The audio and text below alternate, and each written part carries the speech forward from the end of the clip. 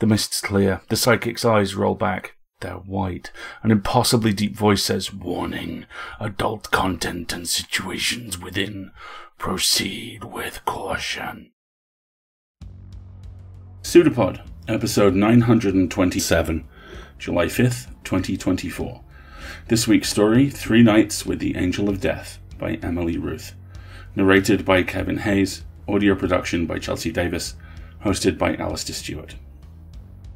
Welcome to PseudoPod, the weekly horror podcast. This week's story comes to us from Emily Ruth Verona, and first appeared in Along Hallowed Trails, an anthology published by Timber Ghost Press in July of 2023.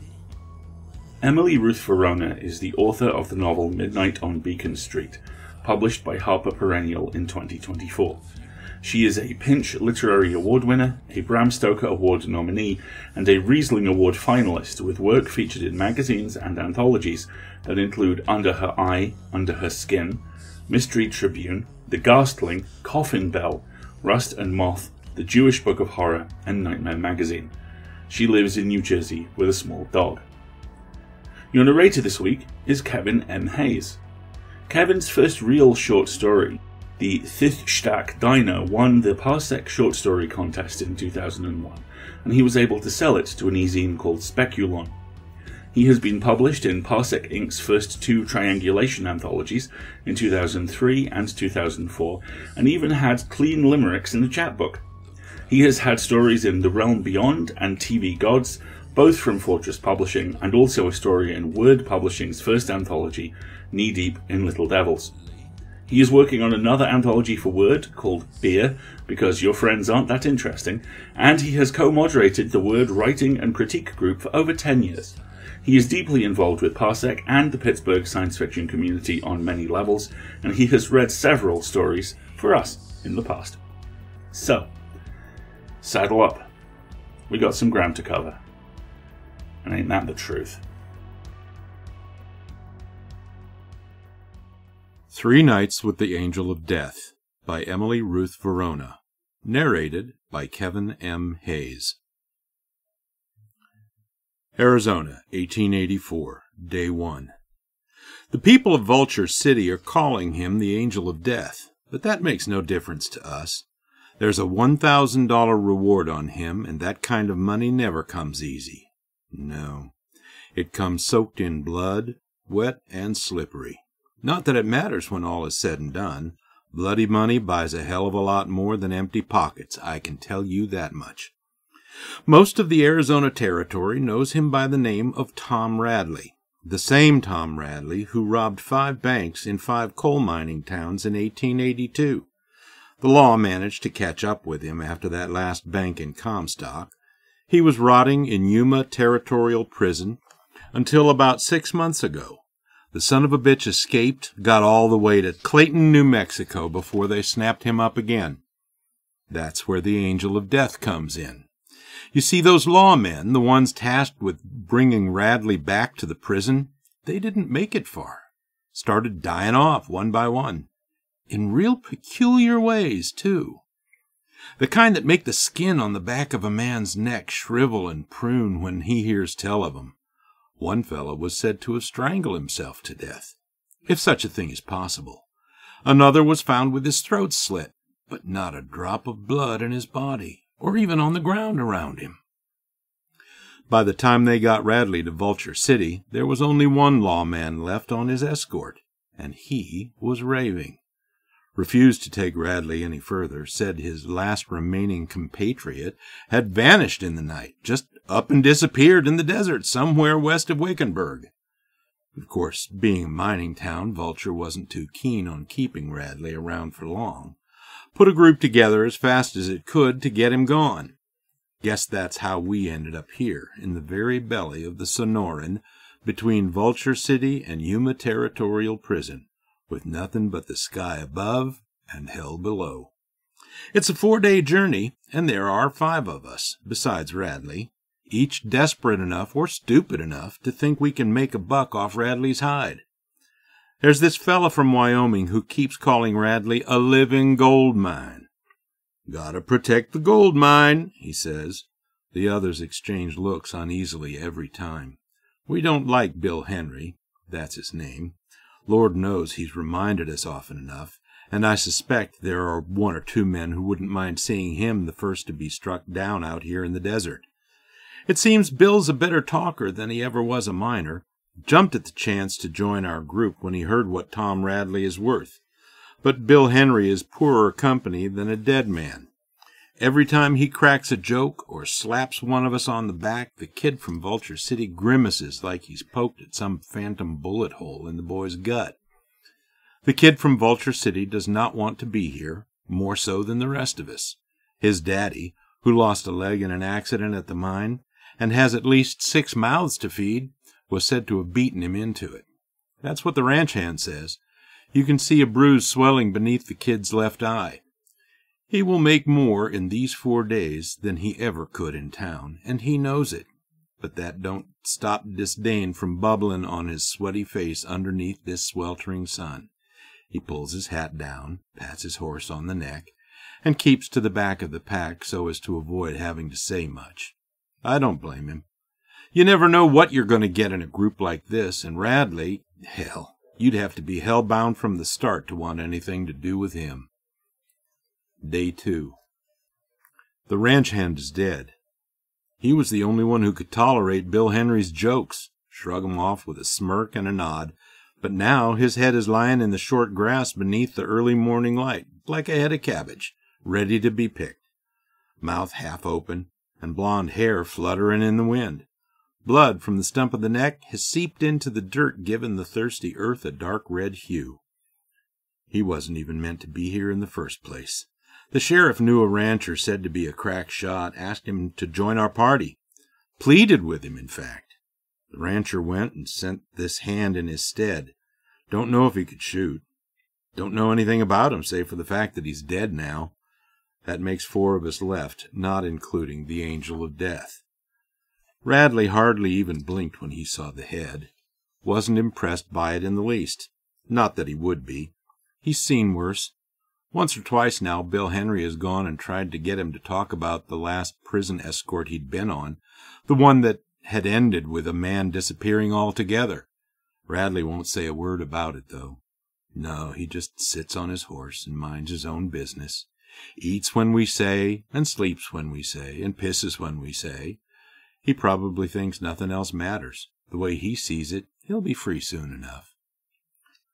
The sheriff ain't pleased by what's happened. It's plain on his face. He's a good man, I hate to say it. Honorable, maybe, or whatever counts for honorable in Vulture City, but he's kept our party in line without waving his pistol around or swearing himself into a rage, which is more than I can say for most men in his position. We were all standing round the head this morning when the kid spoke up for what was surely the first time since he kissed his mama goodbye. "We should bury it," he said. Bill Henry let out a spittle-ridden laugh. "What about the rest of him?" That was the question. See, the head was there waiting for us under the eastward sun, but the body, hell, there was no body. It was as if the ranch hand's body had gone and rode off without him. No, not rode off, run off. His horse is still here, after all. How far could a dead man get on foot without a head? No one has asked how it happened, who did it. I don't think anyone wants to know. They just want to pretend it's nothing. Let it be forgotten. Except for the sheriff. He doesn't seem rattled by it like you'd suspect. I think he would have been more surprised if we were somehow able to deliver Radley to the prison without incident. Walk him up to the gates, collect our money, and be on our way.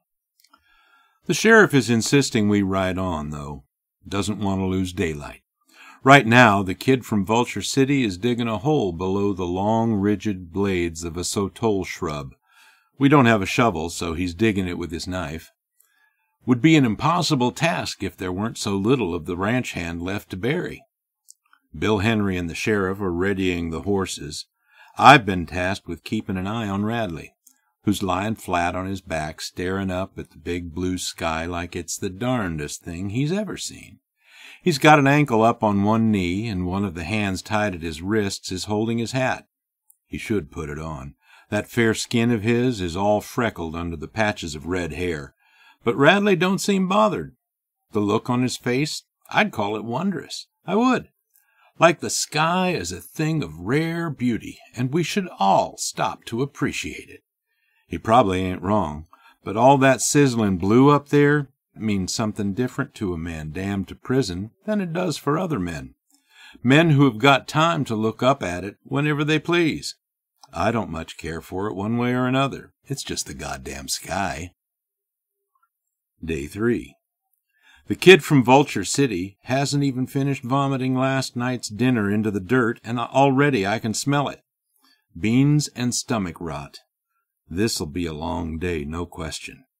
The sheriff hasn't said anything yet. He's just standing there with his fingers in his beard, and his eyes narrowed so tight the crow-footed lines on his face are liable to up and fly away.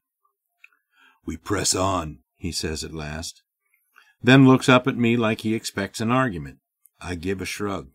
We press on. I agree. The kid, wiping his mouth on his sleeve, is pale, skin slick and pasty. He looks scared but won't say a word about what's happened. Not if no one else is going to. Hell, he hasn't said nothing at all since he went and buried what was left of the ranch hand. I'd be lying if I said I wasn't relieved. I'm not saying Bill Henry deserved what he got, but if one man had to be cut open and strangled with his own innards, that loud-talking son of a bitch got what was coming to him. At least now it'll be quiet. As for Radley, well, he could look a little less pleased with himself. The sheriff seems just about ready to accuse him of something with that smug twinkle in Radley's eye. If not for the fact that we tied Radley up twice over to a mesquite tree last night before we put out the fire, he's still there, as a matter of fact, Boots perched on those big gnarled roots, shaking his head and chuckling to himself. Not like a madman or a man who knows his days are numbered. He's grinning almost like a bemused father watching his little ones running around, playing at something they won't understand till they're old enough for it to kill 'em. The sun is hot today, too hot, the kind that makes it hard to swallow. The horses are restless, breathing in and out too fast. I don't blame 'em. I feel the same. As if to apologize, I pet my mare's neck, whisper in her ear, which flutters understandingly. When I look up, I see the sheriff staring out at Radley. One of us will have to untie him soon, unless we leave him here. Something tells me our party wouldn't mind doing a thing like that now. Only, if we do, then what's the point? The dead are already dead, and there's still money left to be claimed. "You think he's cursed?" I ask suddenly. The sheriff snorts, doesn't look at me. "No such thing as curses," he says. "Then how do you think he's doing it?" There's no answer right away, and the longer the quiet stacks itself up between us, the more I begin to notice that the sheriff ain't looking at Radley at all. No, he's looking through him, past him, out into the desert. At last he turns his head towards me. Tom Radley hasn't done a damn thing. This is why the sheriff has been so eager to make use of daylight. Get as far as we can, as fast as we can.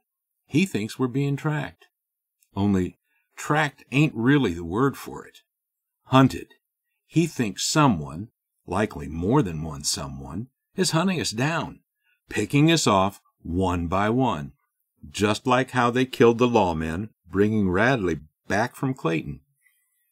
Whoever's out there hasn't been building a fire, I point out. We would have seen that. A quiet nod from the sheriff. The boy from Vulture City joins us by the horses and notices straight away that something ain't right. He looks worriedly from the sheriff to me, to the sheriff again, hoping one of us will answer his unasked question. "Come on," the sheriff says, nodding towards Radley. "Let's get him on a horse and get moving." It's nearly sunset when we stop for the night. There's only 10 miles to go, but the horses won't last another 5. So we go through what's beginning to feel like routine now. Throw our packs on the ground, water the horses, find somewhere to stick Radley. No trees around, but we've set up camp alongside the edge of a rock formation. Fewer points of entrance that way, and have him with his back up against the rocks and his wrists bound too tight. You can see where the rope's slowly burning through the dirt and down to the flesh. He don't complain, though. No, he looks content as can be. The one thing we don't do is get a fire going. The sheriff thinks that's how whoever's following us has been able to spot our camp. The deepening dark is making the kid from Vulture City twitchy, nervous. I can tell he wishes we would strike something up, not just for the warmth, but for the light. Never mind that he could get us all killed. That's man for you, clinging to the known, the familiar, even when it's as straight and as true as a nail in your coffin. Even without that fire, we're seated round like we got one. A right trio we are. Might as well be the Father, the Son, and the Holy Ghost. The kid's nibbling on a biscuit like a mouse, eyes wide and alert, despite the fact that he looks about ready to fall over from exhaustion. That bruise under his left eye ain't healing right. It's still too swollen. All there is to eat with no fire are biscuits. The sheriff has already had 3. We've got extra after all, without the ranch hand and Bill Henry. I don't have much of an appetite for anything, not in this heat. I've got a rifle out and ready across my knee, mostly to put the kid at ease. We've decided to sleep in shifts, and I already offered to take the first watch. I steal a swig from my canteen, look over at our prisoner, who is dozing quietly, still seated upright with his hands bound. Men like that, they sleep through goddamn cannon fire. When I turn back, I see the kid looking at me for reassurance, like I'm the one who can give it, not the sheriff. Me. I don't mean to sneer at his meekness, but I do. Can't help it. That kid shouldn't be here, and I'm starting to hate him a little for it. There's enough to worry about as it is. Maybe we should blindfold him, says the kid, glancing in Radley's direction. Stick a sack over his head. I don't like the idea of him waking up and watching us. I snort. Who says the angel of death needs eyes to see? Day 4. There's something about the way stars pierce the night sky that almost makes them worthwhile. Almost. I set the rifle down in the dirt and gaze across the moonlit desert towards the mountains. It's well beyond midnight, finally cool enough to breathe right, and it's nearly time to wake the sheriff for his shift. It's been quiet all night, except, of course, for Radley's snoring. But the kid and the sheriff are so dog-tired, it don't seem to trouble them none. I rise to my feet, muscles sore from sitting still for so long, and roll my neck in circles until it feels less stiff. Push up my sleeves, yawn. The kid is asleep in front of me, the sheriff opposite him, facing towards Radley. Quietly, I go over and kneel beside the sheriff. He looks younger now in the dark than he does with his hat and his duster on under the desert sun. Pity. That's what it is, a damn pity.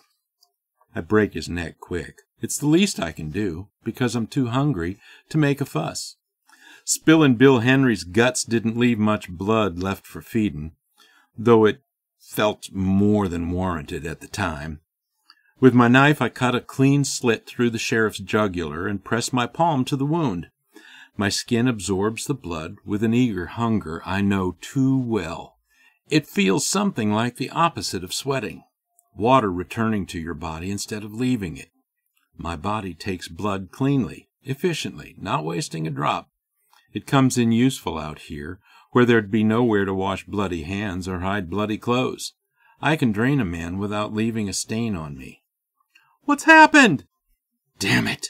Feeding rattles the senses, keeps you from noticing things you should notice, like the kid from Vulture City waking up to take a piss. What's going on? He asks again, this time more cautiously. It's hard for him to see even in the moonlight, which helps me some, but not enough. He has my rifle. Must have picked it up off the ground. I slide my bloody knife beneath the sheriff's body to hide it. Turn towards the kid. He's dead, I say, trying to sound surprised. What? How? He sputters, forgetting himself and dropping to his knees beside me. When he sees the cut across the sheriff's throat, he shakes his head. No, no! I can hear his heart racing from here. That can't be right. Where's the blood? I guess he can see enough to know the wound on the sheriff's neck is fleshy, pink, not red or wet. Something is wrong, and he knows something is wrong, and he has my rifle, so it's got to be done. Damn it. I'm sorry, I tell him. He looks up at me with those sad brown eyes, that bruise unchanged beneath the left. He's waiting for an explanation, because even now he still thinks I can help him. With both hands, I lunge at him, pin him to the ground, and rip his eyes out. No need to worry about keeping my shirt bloodless no more. My skin takes in some of the mess, but he's still alive, still screaming. I snap his neck, just like I did the sheriff's, and I drain every last drop of blood from each of their bodies before reclaiming my knife and rising almost drunkenly to my feet, stumbling under the fading moonlight. Being this full brings a stupor on, but I push through it. Radley's awake, watching. Lord knows how long he's been doing that. When I get to him, I bend down beside him, cut his ropes, and drop breathlessly to the ground. He rubs his gritty, bloody wrists. I can smell his blood, but it doesn't bother me. I've already had my fill. "About damn time," he says before grinning. "And to think they were calling me the Angel of Death." He laughs. I don't. "The kid didn't have to die," I tell him. "Course he did." I'm scowling, and I know it. "You think you would have fared better going back to the mine? You're getting soft on me, Lucas." I'm getting tired is what I am. He stands up, and even though I want to sleep, I know I can't. Not here. So I stand up with him. "There would have been no need to kill the kid if you'd have killed the last one." That's how we ended up in Vulture City to begin with. I hadn't wanted to kill that baby-faced lawman, the one who kept talking about a newborn son and getting back home to him. So after the others were dead, I took off, left him and Radley alone in the desert, hoped the kid was smart enough to cut his losses and save himself. But that's not what he did. No, he managed to get Radley as far as Vulture City all on his own, even if he refused to take him 1 inch further than that. That meant I had to come back and clean up the mess I'd made. "You'll have to sell the horses," says Radley. "I'm keeping Adelaide," I say, nodding towards the mare I've been riding since Clayton. Radley laughs but doesn't argue. "Your sister still up in Montana?" I ask. He nods. "Good. Can't stand the desert. Too damned hot. Fellas like me, creatures like me, prefer the dark, cool places after all, not hot, blinding deadlands." "She'll pay you when you get there," he says. $500. More than I would have gotten once we split that $1,000 reward 5 ways. Of course, I was never interested in the reward. Radley put me on his payroll early, soon as he got out of Yuma. Had heard tell of what I could do and how I could do it. Said he might have work for a fella like me. "You could make yourself some easy money," he said. That was the selling line. But this kind of money never comes easy. No, it comes soaked in blood, wet and slippery. Not that it matters when all is said and done. Bloody money buys a hell of a lot more than empty pockets. I can tell you that much.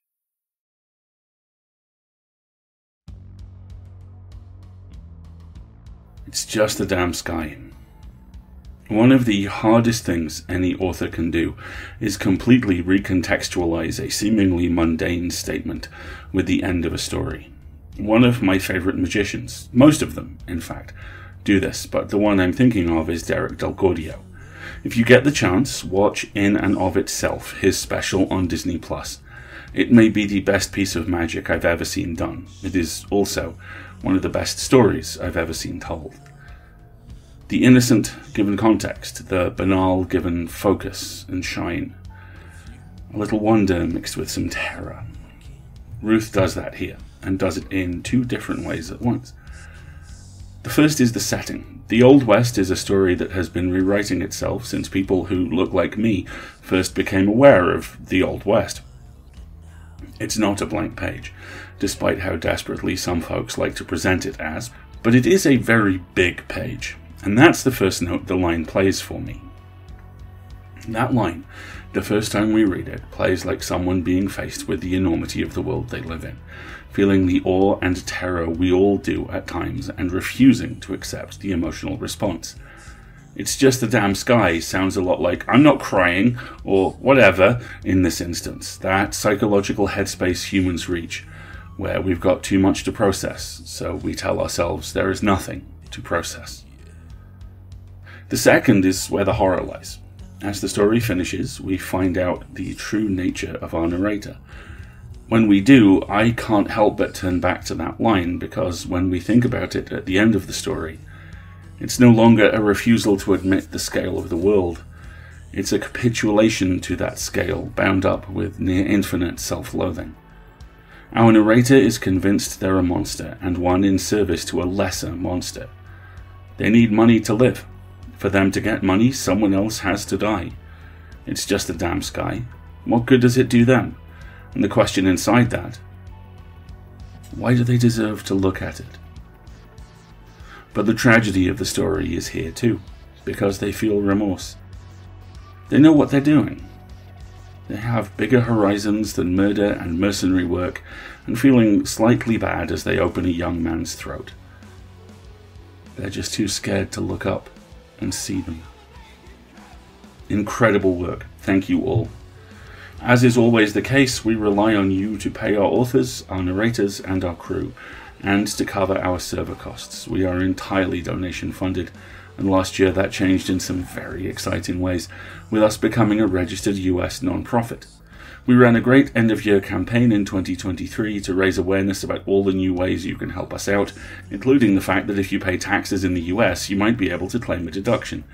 Check out the short Metacast on escapeartists.net for more ideas, and how to get in touch if you can think of something that is more meaningful to you.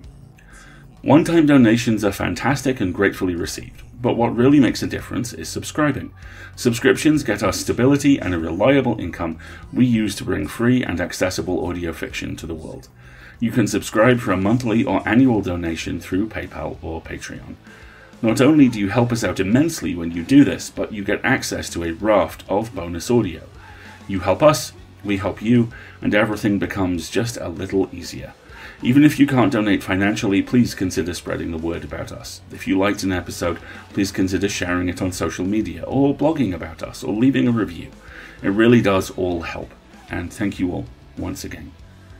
We'll be back next week with more horror and more true stories, and when we are, as we are today, as we always have been, we will be a production of the Escape Artists Foundation and distributed under the Creative Commons Attribution Non-Commercial No Derivatives 4.0 International License. Just to be clear, I'll do that again because I'm not sure technically the non-profit runs retroactively. Then, as now, we will be a production of the Escape Artists Foundation and distributed under the Creative Commons Attribution Non-Commercial No Derivatives 4.0 International License. And PseudoPod wants you to know he's no preacher. He's a fraud. If a man is a killer, then that's what he is. There's no dishonor, but don't let that same man suddenly tell me that's not in his blood anymore. That's worse than a liar.